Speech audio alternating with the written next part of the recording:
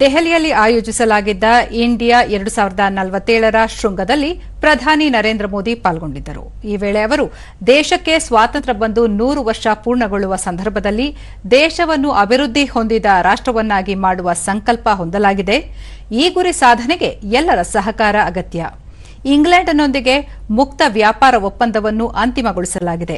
ಇದರಿಂದ ಉಭಯ ದೇಶಗಳ ನಡುವೆ ಹೊಸ ಅಧ್ಯಾಯ ಆರಂಭವಾಗಲಿದ್ದು, ಉದ್ಯೋಗ ಸೃಷ್ಟಿ ಸೇರಿದಂತೆ ವಿಪುಲ ಅವಕಾಶಗಳು ತೆರೆದುಕೊಳ್ಳಲಿವೆ ಎಂದರು. ಇಂಗ್ಲೆಂಡ್ನೊಂದಿಗೆ ಮುಕ್ತ ವ್ಯಾಪಾರ ಒಪ್ಪಂದದಿಂದ ಆರ್ಥಿಕ ಚಟುವಟಿಕೆಗಳು ಗರಿಗೆದರಲಿವೆ. ಯುವ ಜನರು ಮತ್ತು ಎಂಎಸ್ಎಂಇ ವಲಯದಲ್ಲಿ ಹೊಸ ಅವಕಾಶಗಳು ಸೃಷ್ಟಿಯಾಗಲಿವೆ.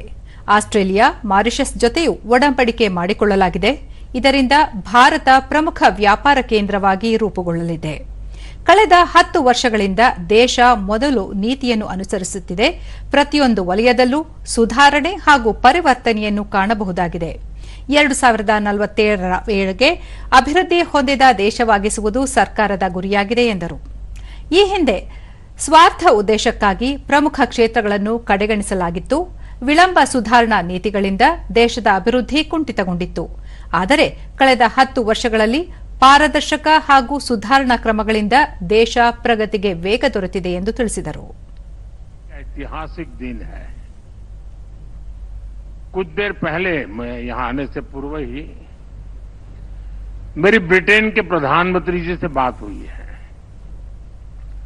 और मुझे ये बताते हुए खुशी है कि India UK free trade agreement अब फाइनल हो चुका है।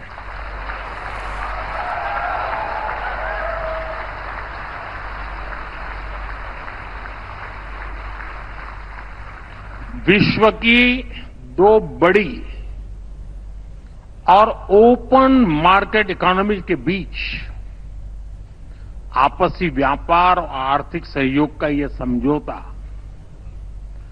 दोनों देशों के विकास में नया अध्याय जोड़ेगा।